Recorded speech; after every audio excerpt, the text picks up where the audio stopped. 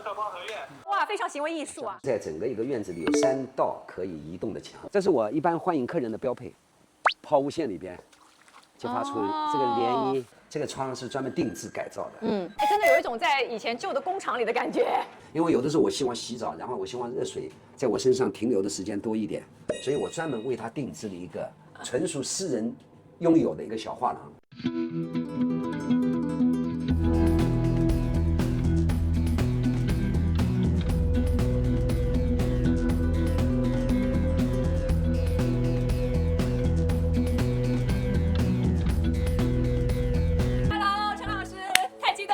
欢迎收费，欢迎收费。从这里进来以后，基本上是进入了一个大门的一个情绪的过程。因为这个院子也空了将近15年，从2015年我一直慢慢的把它做到了2020年。有很多我个人的一种情绪，对，和我对生活的一种理解，对，以及我小时候的成长记忆，还有我那么多年的一些收藏，我都希望按照我最初的一种初衷的一种韧性，去摆布。多年前收藏来的胡杨木，这是3000年的木头，它是1000年不死，死了1000年不倒，倒了1000年不腐烂。我在这个枯木里边插了当季的鲜花，很轻薄的方式，但是又很写意的方式来欢迎我的客人。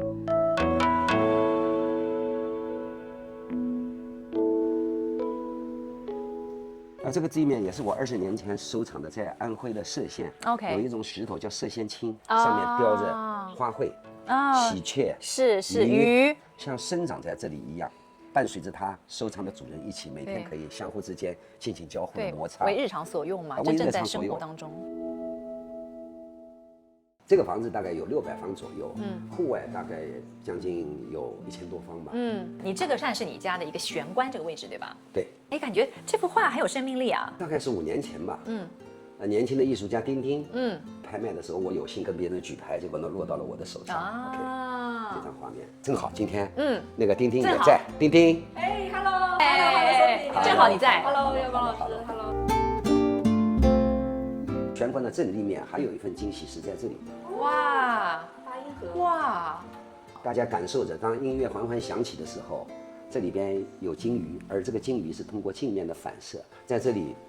用了一些机械装置，声音的方式来表达艺术，不一定是挂在墙上的画，也不是在走廊上的雕塑，对，它可能就是那种传递的声音和红色的游动。我认为未来不是说你有多高贵、奢华、品牌和价格，居住空间就是一份温暖，一种心情的回归感。这个客厅你现在可以看到这个主墙面上这好像是个投影是吗？这个是直播。直播。现在我正在为这个装置升级版做第2次尝试。各位老师们好，欢迎做社光合院。Hello，哇，非常行为艺术啊。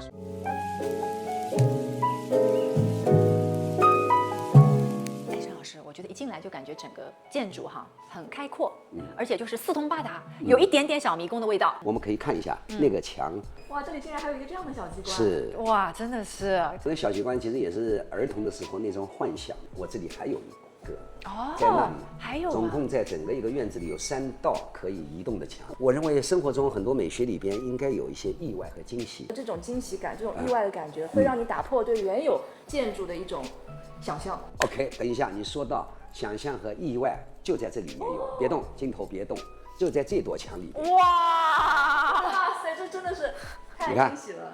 就人有很多的秘密，很多的惊喜，但是它就像人和人之间交往的时候，不是一下子和盘托出的。对，随着信任的加强，随着关系的进入，我们把越来越多自己的东西展示给对方看。对，循序渐进。这是一个很美的过程。在冰人的这个叫清水混凝土里边的，也有丁丁刚刚在说的，慢慢的有这么一个抽拉的一个脚步。在某种意义上来说，我是反对过度设计，也是反对专业人士设计，比如你的家、你的生活、你的祖祖辈辈、你家里的基因以及家里的氛围，家里的所有的成员跟家具的关系，跟你家里所有的一些空间关系，都是你家里的这些是靠一个职业的设计师无法设计的。各个年代来收藏的一些酥油灯杯，因为它本身的体量有建筑感，我认为特别漂亮。阳刚挺拔。第二个呢，它本身具有能量，它原来是点燃嘛，点燃了光，点燃了智慧，点燃了吉祥的祈福。所以我想它的展陈应该跟一般的不一样，不是放在博古架上，它应该是仿佛在空气中还能够散发能量。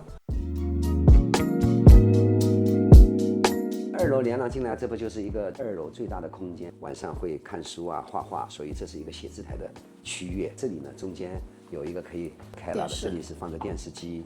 北边就是刚才看到的盥洗室。首先这个盆子是定制的。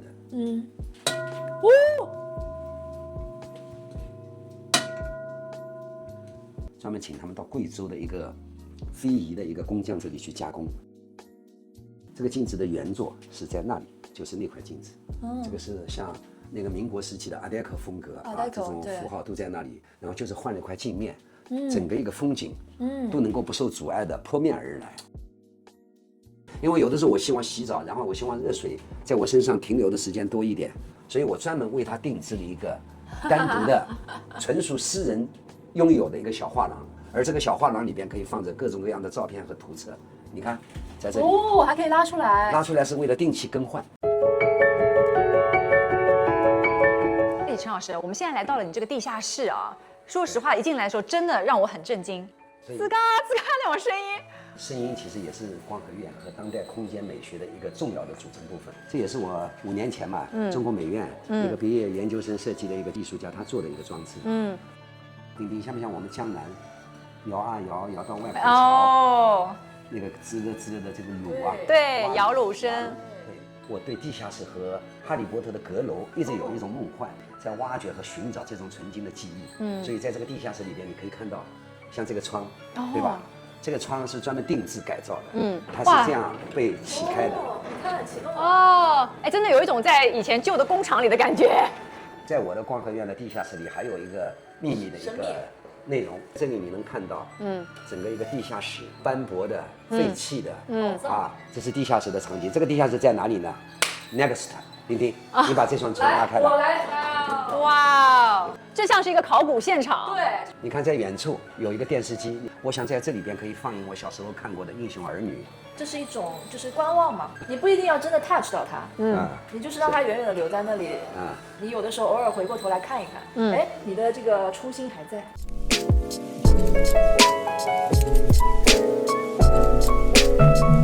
平时我们都是习惯性的是以平视整个一个世界和环境。对。当你偶尔在这个院落的中心点，我称之为这个院落在树的围抱下面有一种山谷空谷的感觉，你就躺在这里就有一种回声不断的往你中心点袭来的感觉。我有意的在传统的古典的江南的院落里边放上当代的这种像果冻一样的玻璃砖，也是我创新自然江南景观的一种手法。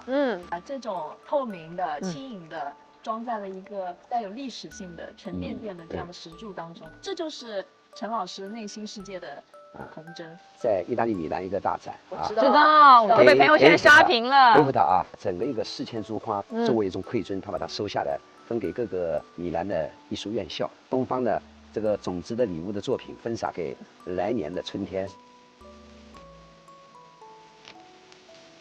这是我一般欢迎客人的标配，就是用涟漪，秋天的果实，金黄的，在这个抛物线里边激发出这个涟漪，欢迎别人，也是我的一个新美学和山艺美学一部分。